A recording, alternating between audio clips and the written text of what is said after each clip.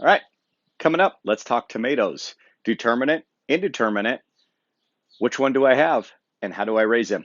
Coming right up. Good morning, folks. Welcome to the greenhouse. Today, what I want to talk about is tomatoes.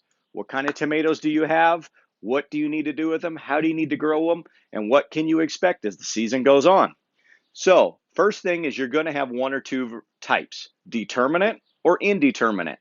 That's the first thing you need to decide. They're both wonderful to have. My suggestion is you have both, and I'll explain to you why you have both. First, determinate. Determinate means that those tomatoes have a predetermined lifespan.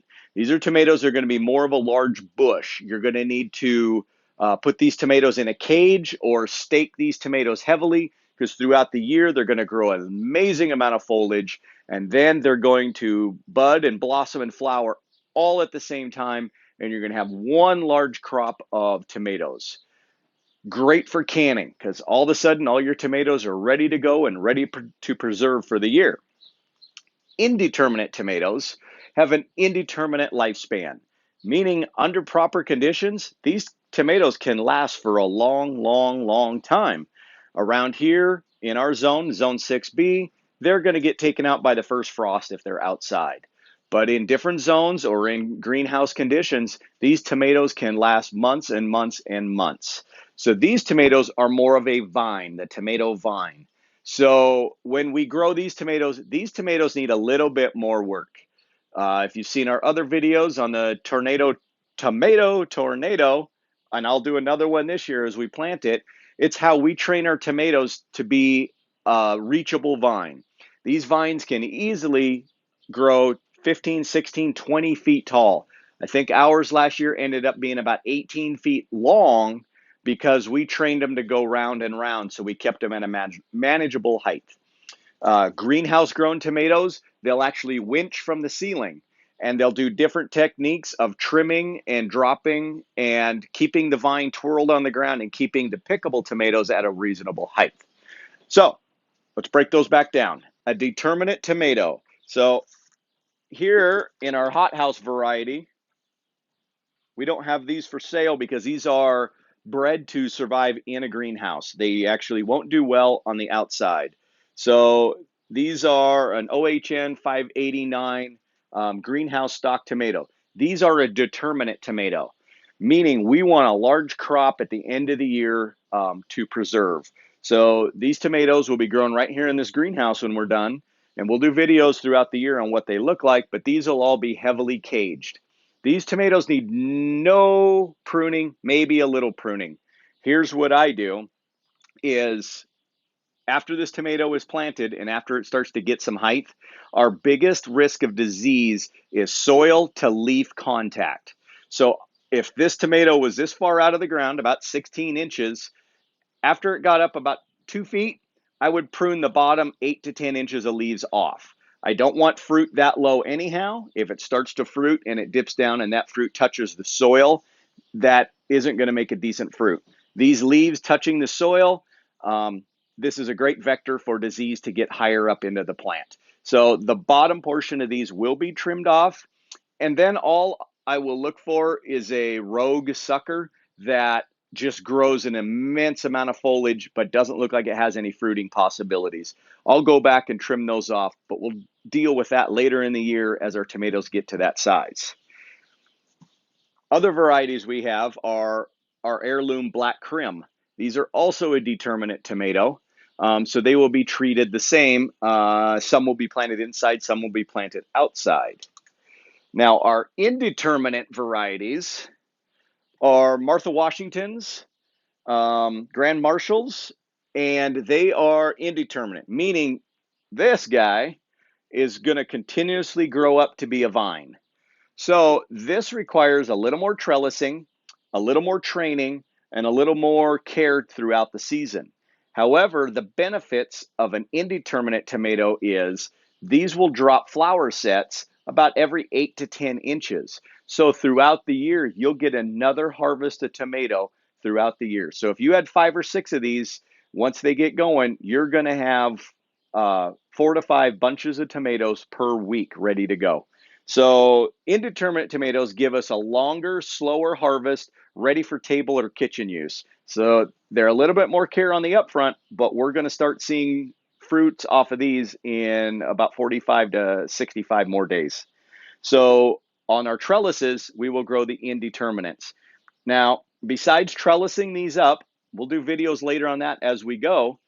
These also need to be trimmed for.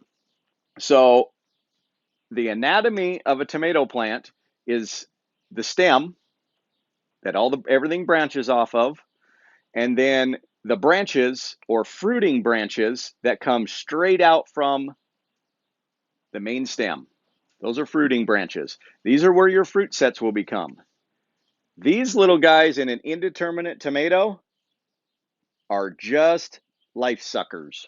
All they do is suck moisture and they suck nutrients from your fruiting from your fruit sets. So we want to continually pluck the sucker off.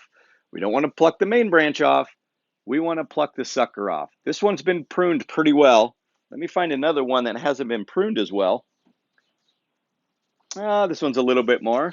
So again, same main branch, same fruiting branch, but right there, see that little guy? We're going to take those guys off. There's another one over here. We're going to take those guys off. Okay? So after our indeterminate tomatoes get pretty tall and we start getting fruit sets off them, as we harvest a fruit set off of it, I want you to prune all the leaf sets below the fruit set that you harvested, because the leaves above the fruit set feed the ones below.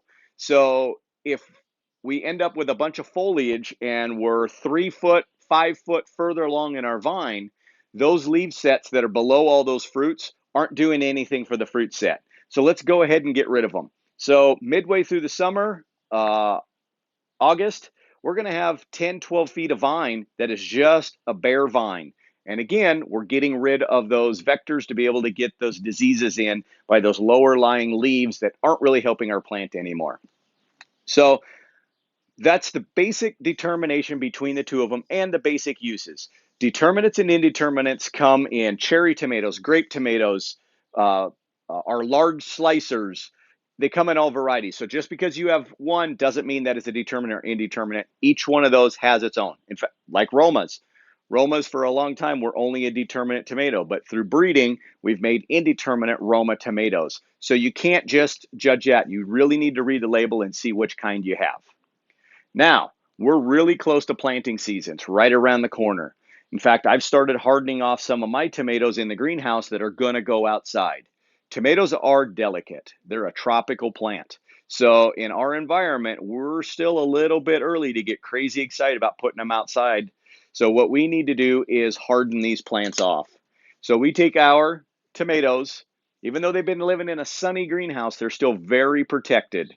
So we need to bring these out in limited times.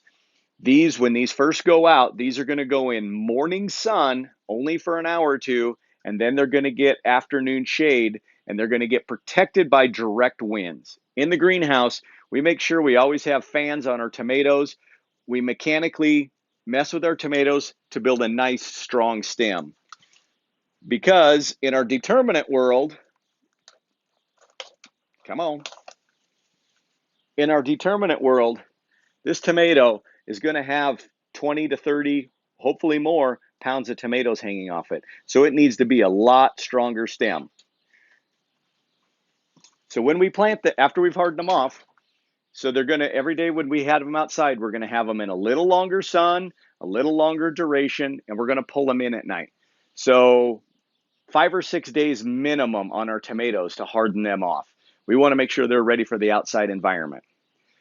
Now, when it comes to planting, these little tiny hairs are called trichomes.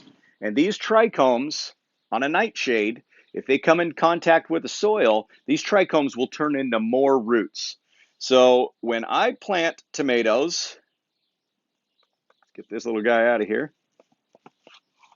When I plant tomatoes, this is, of course, its main root ball. But when I plant tomatoes, I'm going to plant this tomato as deep as I can. Now, it may look like you're losing a lot of growth by planting it deep. However, it will rapidly catch up. So I'm going to plant this tomato about another 12 inches deep above the root ball. I'm going to pluck off all of these branches, and I'm actually going to plant this tomato right about here at this first branch off.